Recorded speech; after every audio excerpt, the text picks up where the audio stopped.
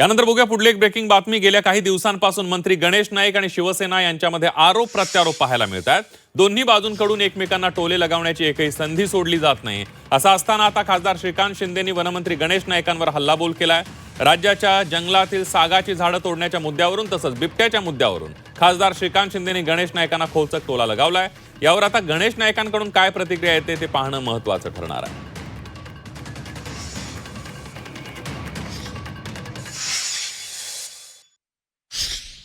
डिपार्टमेंटला मिनिस्ट्रीला झाडं काय म्हणजे पैसे काहीतरी कमी पडत आहेत, त्याच्यासाठी आता वन खात्याची जी आहेत सागाची झाडं त्याला तोडायचं म्हणतात आणि त्याच्यातून पैसे घ्यायचे। बोकडं सोडा, बकरा सोडा, पण आता नवीन आहे का अजून एक आहे फळ झाडं वगैरे लावली पाहिजे, जेणेकरून जंगलातून जे आहे हे प्राणी आता बोकडं खाणार का फळं खाणार, व्हेजिटेरियन नॉन व्हेजिटेरियन हे पहिलं ठरवलं पाहिजे।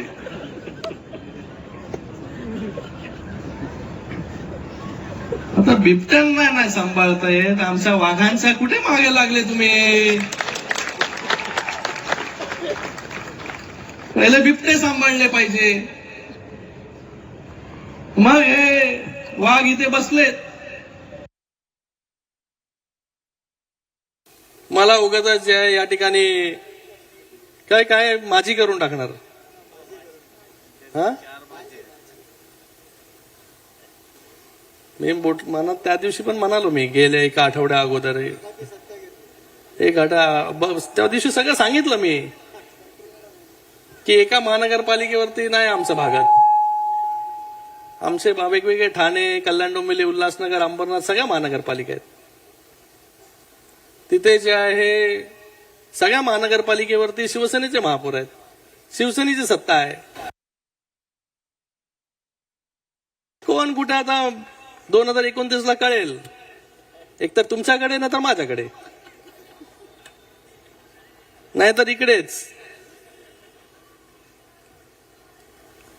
बघा, मला वाटतं जेवढं झेपतं तेवढं बोललं पाहिजे। शिंदे साहेब कधी कोणावरती टीका करत नाही, कधी कोणाला उलट बोलत नाही की कोणालाच काही मिळालं नाही पाहिजे, आम्हाला सगळं मिळालं पाहिजे। या सगळ्या गोष्टीतून बाहेर आलं पाहिजे। मध्ये जे आहे मिठाचा खडा टाकण्याचं काम, तणाव निर्माण करण्याचं काम जे आहे ते काही लोकांनी जे आहे ते केलं नाही पाहिजे। या ठिकाणी इथेच परिवहनचा विषय काढला तुम्ही। या सगळ्या गोष्टीवरती जे आहे माननीय उपमुख्यमंत्री एकनाथजी शिंदे साहेबांचं बारीक लक्ष आहे। आपण कोणीही जे आहे ते काळजी करायची गरज नाही। या नवी मुंबईमध्ये जे आहे कुठलाही अनुचित प्रकार जो आहे तो या ठिकाणी खपवून घेतला जाणार नाही। इथे लोकशाही आहे, लोकशाही, हुकुमशाहीला जो आहे ते या ठिकाणी स्थान नाही। प्रकल्प गेल्या वर्षभरापासून त्याच्यामध्ये लाडकी बहीण ही योजना स्वीकारली, जरी ती अन्य खात्यांवर अन्याय करण्याची परिस्थिती निर्माण करीत असली तरी सुद्धा ती योजना बंद होणार नाही। परंतु मी त्या ठिकाणी आमच्या खात्याच्या अधिकाऱ्यांना सांगितलेलं की या 12,000 कोटीची संपत्तीच्या अगेन्स्ट एखाद्या बँकेकडून 6,000 कोटी रुपये आपण कर्ज घ्या